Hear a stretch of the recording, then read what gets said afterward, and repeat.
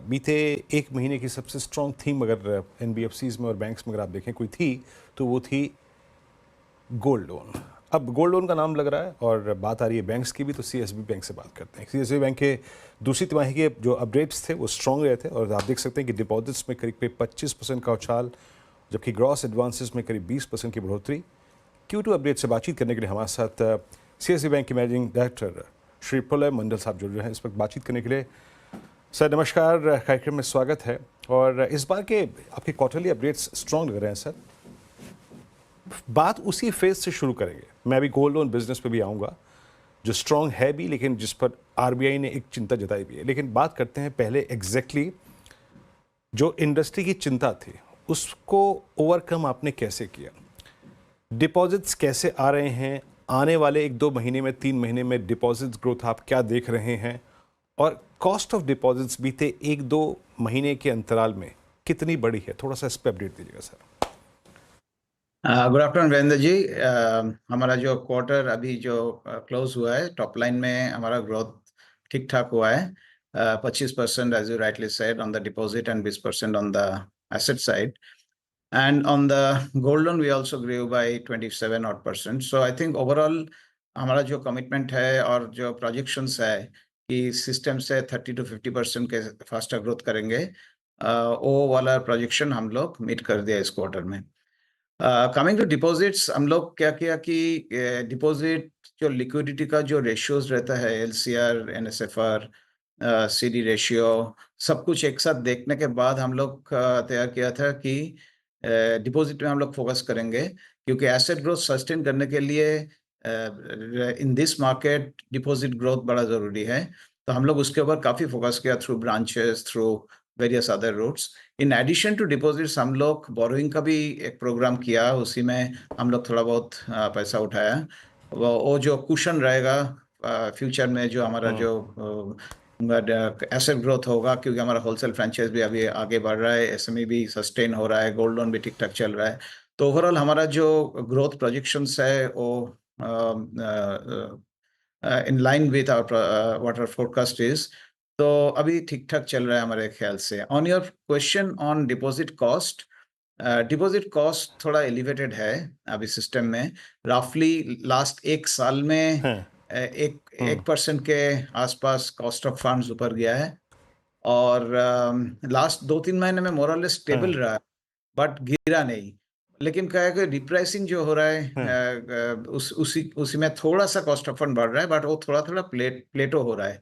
तो अभी लगता है और एक क्वार्टर उसके बाद मोर और लेस कॉस्ट ऑफ फंड्स प्लेटो हो जाएगा। उसके बाद डिपेंडिंग ऑन आरबीआई का क्या डिसीजन होता है उसके, और लिक्विडिटी कितना रहता है सिस्टम में, उसके ऊपर धीरे धीरे कॉस्ट ऑफ फंड्स का ट्रेजेक्टरी समझ में आ जाएगा। बट सर ये जो डिसबर्समेंट्स हैं उसमें आप कुछ कॉस्ट ऑफ फंड्स को पास ऑन कर पा रहे हैं, या फिर अल्टीमेटली ये हिट ही करेंगे आने वाले क्वार्टर्स में आईएम्स को अपने? Actually cost of funds pass on इतना आसान नहीं है, क्योंकि मार्केट कॉम्पिटिटिव है at this point of time, wholesale, SME, gold सब में। लेकिन हम लोग क्या करते हैं कि थोड़ा बहुत एसेट मिक्स हम लोग ऐसा मैनेज कर लेते हैं, क्योंकि हमारा गोल्ड लोन का पोर्टफोलियो थोड़ा ज़्यादा है, उसी में हम लोग मैनेज हो जाता है। लेकिन ओवरऑल नीम में थोड़ा बहुत, इसलिए मैं ऑलरेडी बोला था फोरकास्ट में कि हम लोग नीम 4.5 to 4.8 के बीच में रखेंगे। लास्ट क्वार्टर में विच इज Q1 में कुछ टेक्निकल रीजंस के लिए उसका थोड़ा सा नीचे चला गया था, लेकिन हम लोग 4.5 to 4.8 का बीच में रहेंगे पूरा साल। दैट एंड अकॉर्डिंगली हम लोग बिजनेस मिक्स और ओवरऑल यील्ड मैनेजमेंट करेंगे। तो उसमें हम लोग कंफर्टेबल है, जो हम लोग प्रोजेक्शंस दिया था उसी के अंदर रहेंगे। क्योंकि आपने गोल्ड लोन मेंशन किया, मैं उसी मामले पर आना चाहूँगी। आरबीआई ने 3 महीने का टाइम दिया है लोगों को थोड़ा सा अपने आप को स्ट्रीमलाइन करने के लिए, और जहाँ पर भी खामियां पाई गई हैं उसको एड्रेस करने के लिए। क्या इतनी सारी खामियां हो गई थी? ऐसा क्या हुआ इस गोल्ड लोन वाले बिजनेस में कि आरबीआई कह रहा है कि अगर सुपरवाइजरी एक्शन की नौबत आ गई है, और आप अपने गोल्ड लोन पोर्टफोलियो को फिर कैसे और क्या स्ट्रीमलाइन करना चाहेंगे, कैसे मैनेज कर रहे हैं? देखिए अक्षय जी, हम लोग 2 साल से इसके ऊपर काम कर रहे हैं गोल्ड लोन, क्योंकि गोल्ड लोन हमारा खास बिजनेस है। और हम लोग आरबीआई का जो सुपरवाइजरी जो डायरेक्शन आता है हम लोग उसको काफ़ी सीरियसली लेते हैं। तो ये while this has come just now in terms of formatted circular or direction. But we have been realizing कि over the last 1 or 2 years the way it is going, that's why हम लोग कभी भी वो जो ऑनलाइन बिजनेस वो लोग हम लोग कभी किया ही नहीं। हम लोग को समझ में आता है कि ये business touch and feel business है, कस्टमर को देखना बड़ा ज़रूरी है, जो गोल्ड है उसको भी टच एंड फील करके समझना चाहिए कि क्या प्रोडक्ट है, क्या उसके अंदर कोलैटरल का कितना नहीं तो एक्सेस फाइनेंस हो सकता है। तो हम लोग को ये समझ में आ गया था पहले ही, तो हम लोग 2 साल से स्केल ऑफ फाइनेंस के ऊपर यूनिट प्राइस के ऊपर काफ़ी कुछ हम लोग सिस्टम में चेंज किया है। तो उसके हिसाब से हम लोग काफ़ी कुछ कंप्लायंट है ऑलरेडी। तो ये सर्कुलर जो है हम लोग बहुत ज़्यादा सरप्राइज़ नहीं हुए इससे और हम लोग तैयार हैं। 2-4 चीज़ जो करना पड़ेगा हमको और भी जो कन्फर्म करना पड़ेगा 2-3 महीने के अंदर, वो है कि डॉक्यूमेंटेशन में और थोड़ा सुधार लाने का है कि नहीं, और ऑन द ग्राउंड जो ऑडिट प्रोसेसेस है उसको और भी स्ट्रेंथन करेंगे। हम लोग स्ट्रेंथन काफ़ी कुछ कर दिया, लेकिन ये फॉर्मल सर्कुलर आने के बाद हम लोग और भी करेंगे। तो ओवरऑल आई थिंक जो हो रहा है अच्छा हो रहा है इंडस्ट्री के लिए, क्योंकि unprecedented growth है because of pricing is also high on the gold, and projections is also price can go up further, the global, given the global uncertainties and other things. So all of that, I think time to be cautious in terms of processes, governance, compliance and all of that. तो RBI का move एक तरफ से directionally हमारे पास informally समझ में आ रहा था कि this will go this way.